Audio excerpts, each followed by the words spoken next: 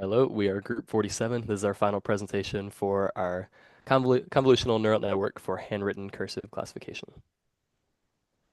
So in this presentation, we're going to look at the motivation behind this problem, the problem statement, where we got our data from, the baseline model we use, the other models we looked at, and the final one we settled on, what metrics we used, and then our prior work and references.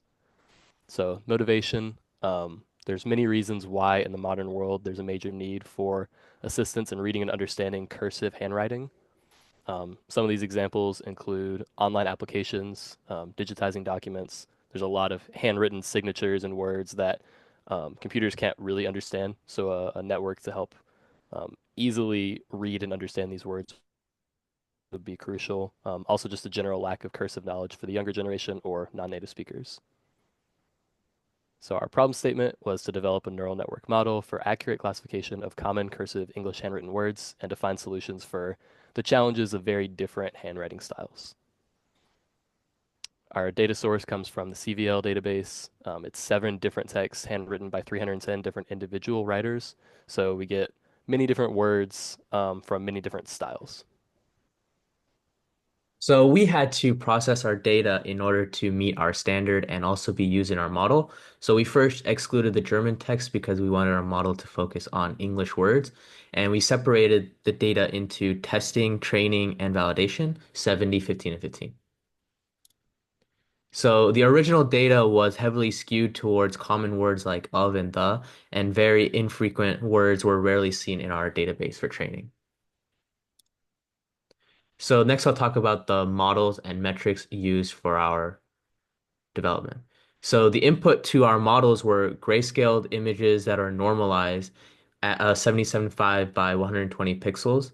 And an example of this is the on to the right, which is the word opened.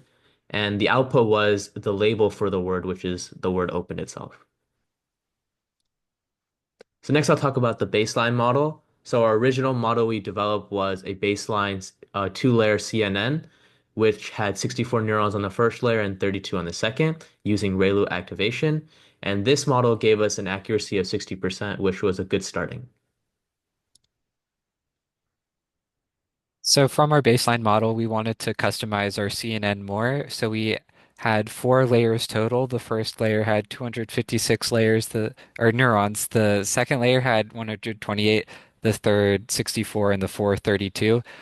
We had batch normalization on each layer. We used the atom optimizer, but even with that, you can see our accuracy actually went down to 52%. So we tried to pivot to something else. And we settled on ResNet 50 with one linear layer afterwards, which gave us 78% accuracy. And we still wanted to go further, so we tried something else, and which gave us ResNet 101, of which we got 86% accuracy with that.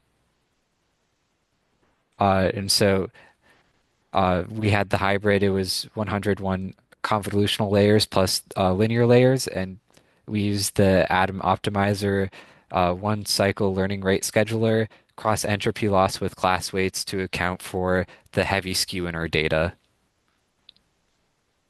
These are the metrics that we used and their definitions. And we were happy with the metrics from our final model. You can see the precision recall and F1 score are all above 70%. And as we said earlier, the accuracy was at 86%. No one in our team has had prior work in this field. And here are our references.